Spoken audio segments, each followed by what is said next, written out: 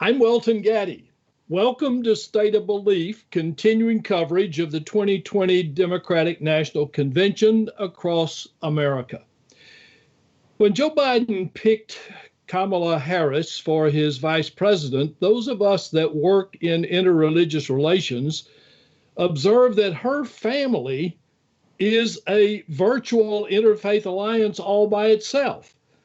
The senator identifies as Black Baptist with a Hindu heritage in her mother's family, and her husband is Jewish. And of course, Joe Biden is a lifelong Catholic. Well, now, that's just one of the reasons I really wanted to include Suhag Shukla, Executive Director of Hindu American Foundation, in this series of convention conversations. Suhag, thank you for being with us. Thank you, Welton. Always a pleasure to be in conversation with you. How significant is this aspect of Kamala Harris's identity for average Hindu Americans? That's a loaded question. Well, first and foremost, I have to just say that bottom line, it's historic. Just on August 15th, which is India's Independence Day, when it became the modern nation state that we know of today, and was finally released of colonial rule. August 15th, there was a special address by the Biden campaign to the Indian American community. And one of the things that Vice President Biden said really hit me, even though I had seen all the news about Kamala Harris having been selected as the vice presidential nominee, that the Indian American community is seeing for the first time the first Indian American vice presidential nominee. And it had not struck me because this Indian American identity is not one that Kamala Harris has actually very publicly acknowledged. She very much talks about her experience as a Black woman, which is the way that she identifies. So I was, first of all, even though I knew, it was a whole entire different thing to hear it said that way. And I think that many people in the Indian American community, as well as the Hindu American community, are looking forward to maybe more acknowledgement and stories and anecdotes of her upbringing and how her Indian identity and the Hindu heritage that she was exposed to on her mother's side of the family informs how she views the world, how she's going to approach the issues. I think that there are, those are the types of things that people are going to be looking for. But that's not going to be the single most factor that someone's going to vote. So that's what I mean by loaded question. I understand. Beyond the benefit of just what you mentioned, increased visibility for the community, how would you expect someone who had been raised with Hindu values, what would that do for that person's and how that would influence that person as a national political leader? That's a very good question. I think some of the fundamentals of the Hindu tradition are one that it's a pluralistic tradition. And when you have pluralism as a core value, you are comfortable with multiple paths, which means that you are inherently going to be encouraged to be a seeker. Mm-hmm. And in doing so, I think it's a way of seeing the world as it is with its complexities. You don't see things as black and white. There's not just one answer. There might be multiple answers, and especially given the critical issues that our nation is facing and the globe is facing, I think that that sort of approach of looking at all possible avenues and seeking truth in them, knowing full well that there might be bits of truth in all these different paths, and there might be paths that don't necessarily lead to constructive solutions, is something that if that was modeled for her, it would be a valuable asset. Yeah, yeah. I know the Hindu tradition emphasizes kindness, opportunity, and valuing every individual. Is there a tradition of political engagement to promote those values?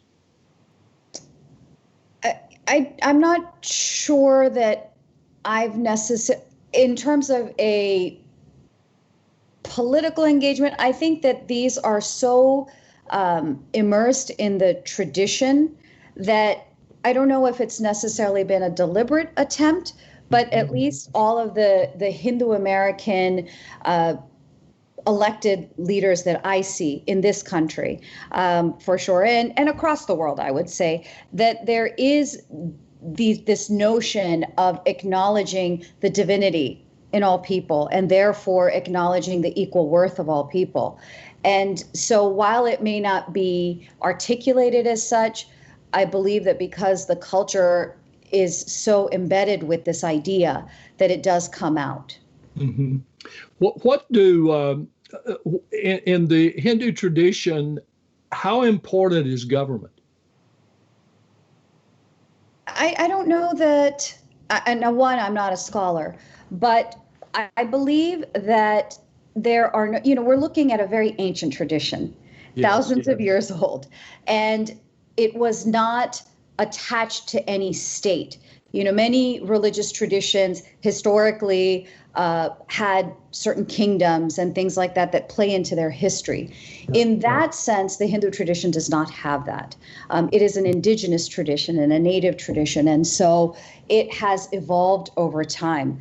The focus on Dharma, or right action and responsibility and obligation to others, if we look at that as a foundational concept, it is a duty and obligation-based tradition so that we act, think, and work in a way that minimizes harm and maximizes well-being. Mm-hmm. So when you talk about governance, I think those are the types of frameworks through which we're going to look at the role of government. How is the government going to minimize harm and maximize well-being and treat everyone in an equal way? So when you are talking casually with someone who is in your tradition or that you're working with day in and day out, and that person says, what do you think about her getting this high honor? How do you feel about that and our tradition? What would you say? That's a good question. Like I said, when I heard Vice President Biden say, you're looking at your first Indian American vice president, right? Yeah. That was definitely moving. From a Hindu perspective, I don't know enough necessarily because we haven't heard enough from Kamala in how the tradition has shaped her. I just read a New York Times article in which apparently when she was in some stage of her career, she called up her aunt in India and asked her to break some coconuts, which is basically part of some of the traditions and some of the ritual worship. And her aunt then broke 108 coconuts because 108 is a significant number. That is just that's probably the first peak that I personally have seen in, what this means as a Hindu American. And I actually separate those two hats because not all Indians are Hindu and not all Hindus are Indian. Sure. And therefore, there is that distinction. But people in our community are going to be looking at the platform. I don't think identity or identification is going to be a driving factor in swaying votes one way or the other. For those Hindu Americans or Indian Americans who are convinced by what the Democratic nominee and party is promising to do for this country, they're going to vote that way. Same thing with the Republicans. And for those in the middle, I think there's a lot of opportunity for both both platforms to reach out and really get a finger on the pulse on what are the issues that are moving these communities. What is Suhag listening for in these days while they meet? I am looking for positive ways in which we're going to heal our country and concrete ways that don't pit one group against another, and that we're going to be looking at solutions that are going to address all the different levels of suffering that we're seeing in this country, whether it's racial divides, whether it's economic divides, whether it's climate challenges. I'm going to be looking for just, I don't know, logical, feasible solutions and not too much rhetoric. Well, that's another reason that I like to talk to you so much. I really appreciate that. It's great to see you again, Suhag. Look for more of our convention coverage, including interviews with leaders, activists, and delegates all week at stateofbelief.com. I'm Welton Gaddy. Thanks for watching.